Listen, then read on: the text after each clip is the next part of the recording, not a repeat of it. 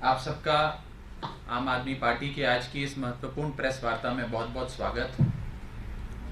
मैं पहले आज जिस विषय पे प्रेस कॉन्फ्रेंस बुलाई है उसके बारे में अपनी बात आम आदमी पार्टी की ओर से रखूंगा। उसके बाद आपके जो भी सवाल जवाब होंगे वो हम करेंगे। 2010 में एक पिक्चर आई थी पीपली लाइव, उसका गाना था सखी सैया तो खूब ही कमात है, महंगाई डायन खाए जाता है। आज ये गाना देश की एक बड़ी आबादी के कान में रोजाना गूंजता है। साथियों, आज इस देश में जानलेवा महंगाई है और इस जानलेवा महंगाई के चलते दवाई से लेकर पढ़ाई तक हर चीज महंगी हो गई है। इस मोदी सरकार ने पिछले 9 सालों में 30 साल की सर्वाधिक महंगाई देने का काम और एक रिकॉर्ड कायम करने का काम भारत देश ने किया। और मुझे बताते हुए बहुत चिंता और बहुत दुख होता है कि इस देश में एक अनकंट्रोल्ड इन्फ्लेशन यानी कि अनियंत्रित महंगाई के चलते देश की जो एक आम थाली होती है जिसमें दाल होती है, रोटी होती है, प्याज टमाटर होता है, पनीर होता है, वो एक आम थाली 24% महंगी हो गई है। 24% उसमें प्राइस राइज हुआ है। दूध, दही, चावल, आटा, दाल, चाय, कॉफी, इस पर तो अंग्रेजों ने भी कभी टैक्स नहीं लगाया जो आज की प्रचंड बहुमत की भाजपा सरकार लगाए जा रही है। और इस दौर में इस घटती कमाई और बढ़ती महंगाई के दौर में जनता को अब आधार कार्ड की नहीं उधार कार्ड की आवश्यकता पड़ गई। साथियों, पिछले 9 सालों में मोदी सरकार ने टैक्स लगा लगाकर और पदार्थों को इतना महंगा कर दिया कि आज जब महीने के अंत में एक आम आदमी अपनी जेब में हाथ डालता है ये देखने के लिए कि कुछ 2-4 पैसे भी बचे कि नहीं बचे, तो उसे बहुत निराशा होती है, बहुत दुख होता है। लेकिन इस महंगाई के आलम में यदि कोई एक राज्य है जो इस महंगाई के आक्रमण से बचा हुआ है, उस राज्य का नाम है दिल्ली। और ये मैं नहीं कह रहा, एक रिपोर्ट जो भारत सरकार की ministry of statistics and programme implementation ने जारी करी है, वो ये बताता है कि राष्ट्रीय स्तर पे औसत महंगाई 6.83% है, यानी कि 6.83%। यानी कि जहां देश भर में 6.8% औसत महंगाई है, वहां दिल्ली में मात्र 3% महंगाई, 3% महंगाई, यानी कि राष्ट्रीय औसत के आधे से भी कम महंगाई दिल्ली में है। यह रिपोर्ट हाल ही में ministry of statistics and programme implementation ने जारी करी है, जिसे MOSPI भी कहा जाता है, जिसने कहा कि राष्ट्रीय एवरेज महंगाई है 6.83%, जिसमें कई बड़े राज्य हैं। राजस्थान में 8.6% महंगाई, हरियाणा में 8.27 महंगाई है, उड़ीसा में 8.23 महंगाई है, तेलंगाना में 8% से ज्यादा महंगाई है। इस सारे महंगाई के आलम में दिल्ली में मात्र 3% है, यानी कि दिल्ली में महंगाई की दर राष्ट्रीय औसत के आधे से भी कम। ऐसा कैसा हुआ कि जब पूरे देश पर मोदी सरकार ने महंगाई का आक्रमण किया तो एक राज्य बच गया, एक छोटा सा राज्य, हिंदुस्तान का दिल्ली बच गया। ये कैसे हुआ?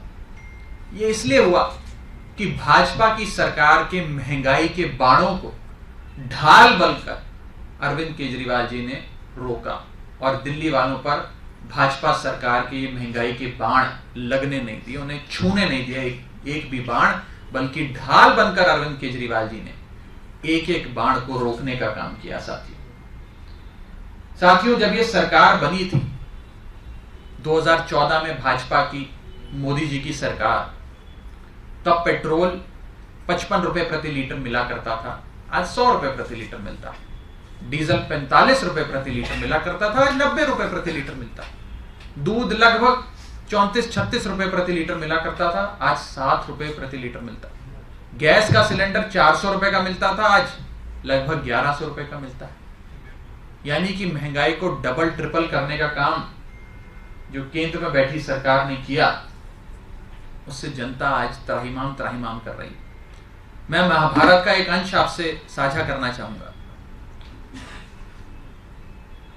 महाभारत में एक राजा के क्या 36 गुण होने चाहिए उसका उल्लेख किया हुआ, और ये उल्लेख और ये सीख खुद पितामह भीष्म ने बाणों की मृत्यु शैया पे जब वो लेटे हुए थे, खुद युधिष्ठिर को ये 36 गुण जो राजा में होने चाहिए उसका वर्णन करते हुए युधिष्ठिर को सीख दी।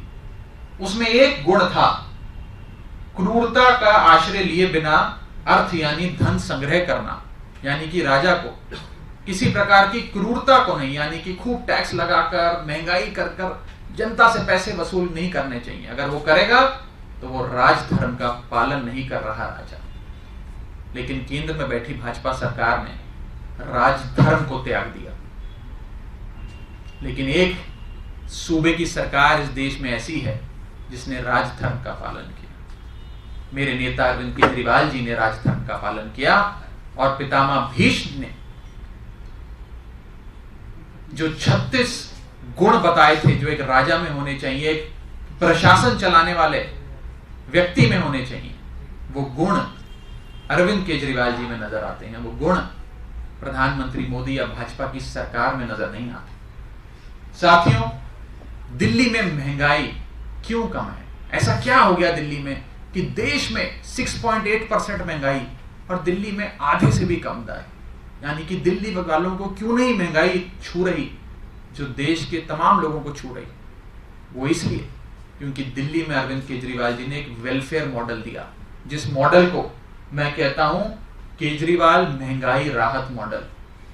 अरविंद केजरीवाल महंगाई राहत मॉडल, जिसके तहत दिल्ली के लोगों को 300 यूनिट बिजली मुफ्त मिलती, दिल्ली के लोगों को 20,000 लीटर पानी मुफ्त मिलता, दिल्ली के लोगों को शिक्षा और स्वास्थ्य मुफ्त मिलता है, और दिल्ली की महिलाओं को यातायात की सेवाएं मुफ्त मिलती है, बुजुर्गों को तीर्थ यात्रा मुफ्त मिलती है।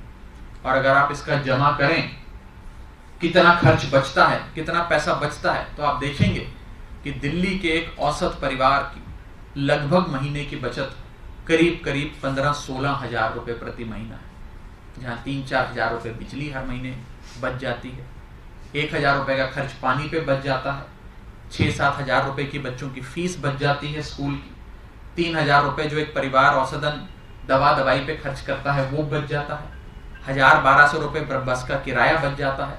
ये सारी चीजें का जमा अगर आप कर लें तो आप पाएंगे कि 15-16 हजार रुपए कम से कम दिल्ली के लोगों को राहत देने का काम हर महीने अरविंद केजरीवाल जी करते हैं। और इसमें एक और महत्वपूर्ण चीज है, अरविंद केजरीवाल जी बेफजूल की बातें नहीं करते। वो जनता का ध्यान भटकाने के लिए वन नेशन वन इलेक्शन के शिगुफे नहीं छोड़ते।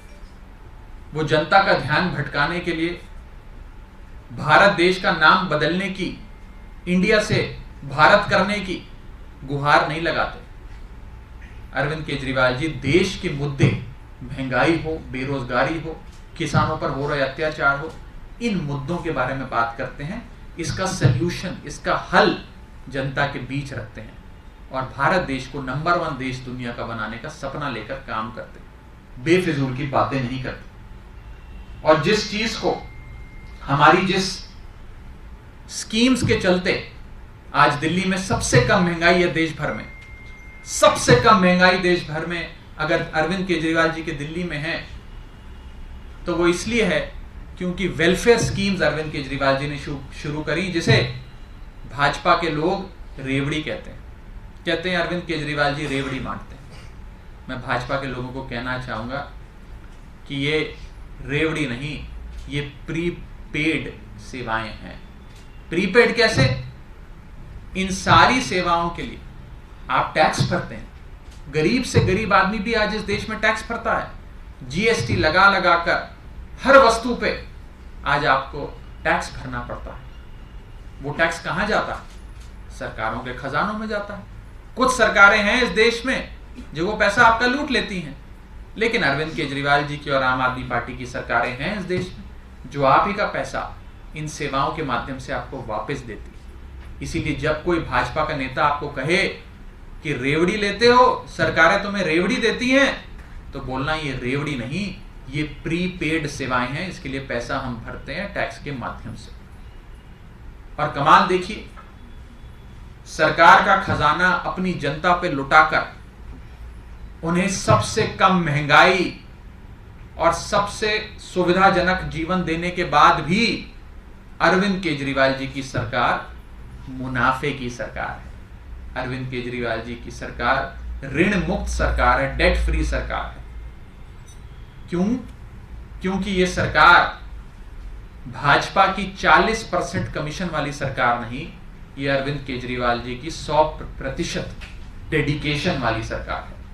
40% कमीशन वाली सरकार नहीं, अरविंद केजरीवाल जी की 100% डेडिकेशन वाली सरकार है।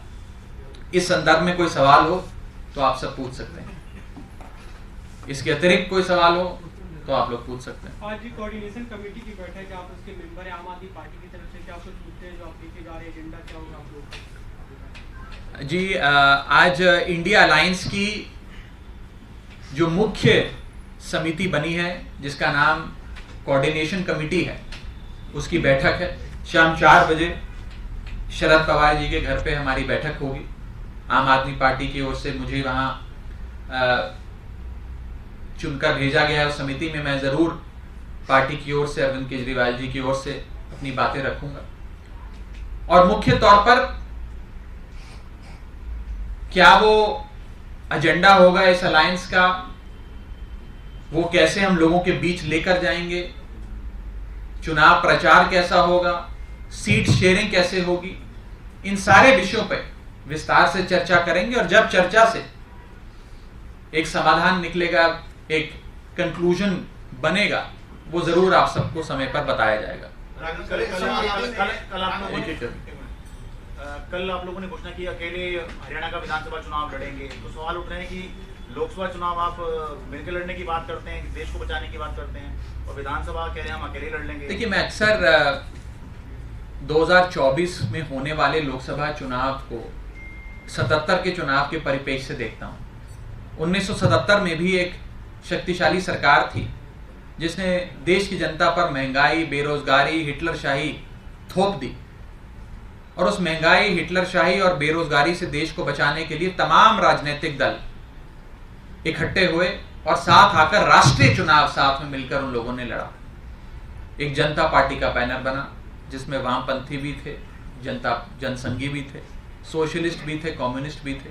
कुछ उसी तरह आज एक हमारी एक छतरी बनी है, एक अलायंस बना है जिसका नाम है इंडिया, जिसमें तमाम राजनीतिक दलों के साथ साथ भारत के 135 करोड़ लोग इस छतरी के नीचे समा जाते हैं राष्ट्रीय चुनाव के लिए, कि 2024 में जब देश को एक नई सरकार देने का मौका आएगा तो हम इस महंगाई और बेरोजगारी देने वाली भाजपा सरकार को बेदखल करेंगे और जनता का शासन वापस लेंगे। लेकिन आज हरियाणा से बयान आया है हुड्डा का, उन्होंने ये कहा है कि 10 में से जो 10 सीटें हैं उस पर हरियाणा कांग्रेस वहां पर चुनाव लड़ेगी, और उन्होंने ये भी कह दिया कि हाल ही में जो एक चुनाव हुआ था आम आदमी पार्टी की जमानत जब्त हो गई थी आदमपुर में, तो इस तरह से जब कांग्रेस कह रही है हरियाणा में, तो आपको कैसे समर्थन मिलेगा? आप मीटिंग में कैसे जाएंगे और कैसे एक टेबल पर बैठकर आप बातचीत कर पाएंगे? 2 चीजें बस कहना चाहूंगा।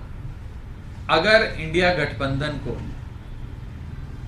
तमाम नेता, राजनीतिक दल और जनता भी सफल बनाना चाहती है, जो कि सफल होगा, निश्चित तौर पे होगा, तो सबको 3 चीजें त्यागनी होंगी: मनभेद, मतभेद और महत्वाकांक्षा। जब ये 3 चीजें हम त्यागेंगे राजनीतिक तौर पे, तभी ये इंडिया गठबंधन सफल होगा।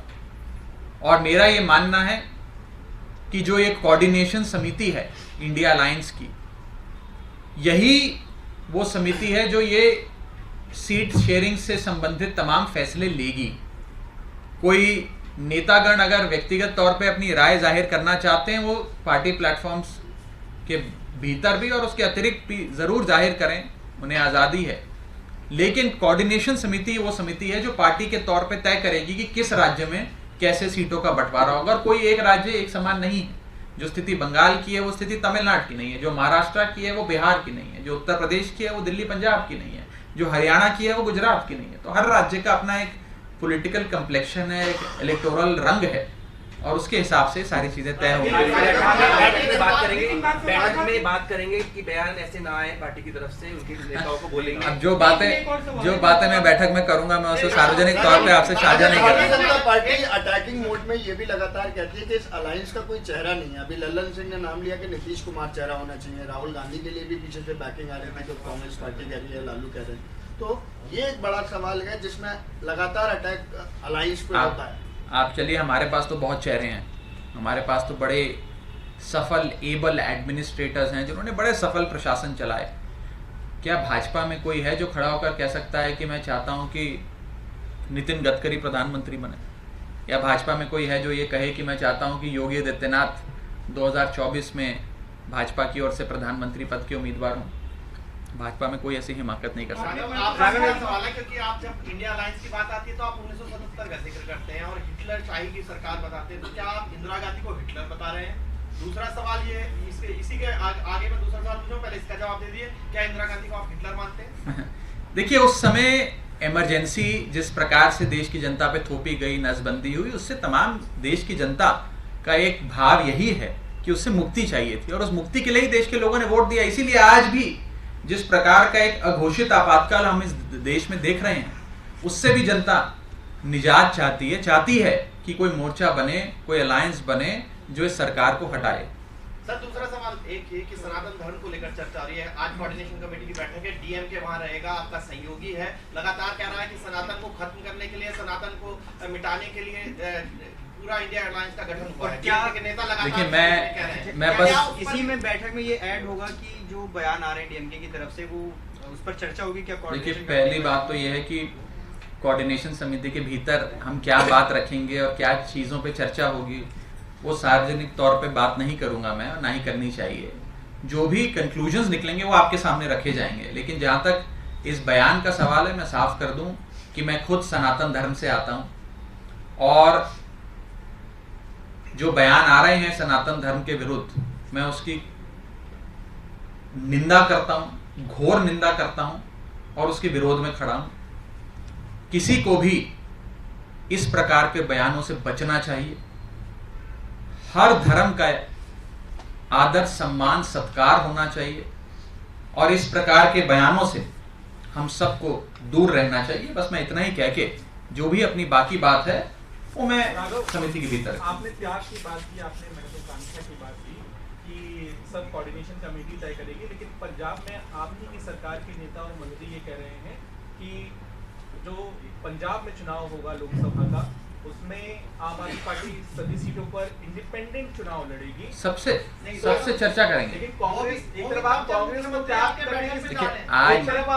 त्याग करने की सलाह दे रहे हैं और आपकी पार्टी ये कह रही है कि हम इंडिपेंडेंट चुनाव लड़ेंगे, तो विरोधाभास है।